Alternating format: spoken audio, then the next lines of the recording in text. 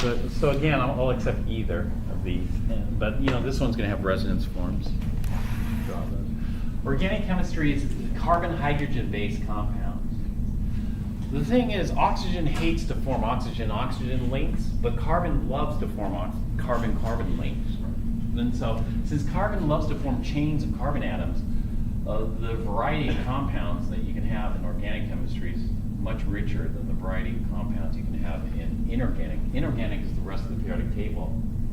And so the total number of compounds in inorganic chemistry is a minuscule number compared to the total number of compounds in organic chemistry. So this is why carbon-hydrogen-based chemistry is split off into a different segment of chemistry called organic chemistry.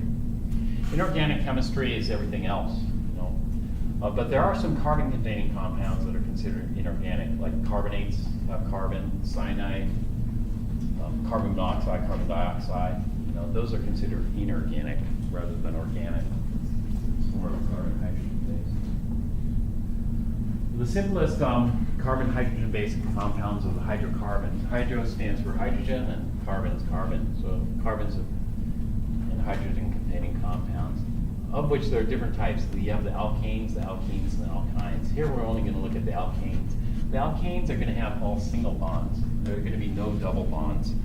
Alkenes have a double bond, alkynes have a triple bond. So here's some alkanes. This is the condensed molecular formula. This would be butane.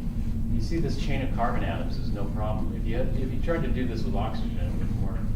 The chain of carbon atoms is no problem. 4 carbon chain gets the prefix but. 4 carbons is also but here, but this is a 3 carbon chain. And so there are 2 names for this. One is isobutane, because when we have this little fishtail here, that's called an isogroup. There's a fishtail here as well. So isobutane, 4 carbon with a little fishtail. Or this is called propane, with a 3 carbon chain. 3 is pro. This is called methyl. This CH3, which is this, is called a methyl group. So we have a methyl stuck on a 3 carbon chain. So methyl propane. What we got there. Pentane is a 5 carbon chain. Okay, this would be isopentane, which has this little fishtail group with 2 methyls. Or this could be called methyl butane. If we look at the 4 carbon chain here, that's butane. We stick a methyl group, methyl butane. This could be called neopentane, which is this kind of ball of methyl groups, CH3, CH3, CH3, CH3, attached to the central carbon. Or this could be called, propane. This propane is a 3 carbon chain. So we've got a propane chain here, and then 2 methyls stuck on it. So this would be called dimethyl propane. Would be another name for that. We're going to be looking at drawing Lewis structures for these, so we just want to briefly go through and take a look at some of these things that we'll look at. How much time do we have?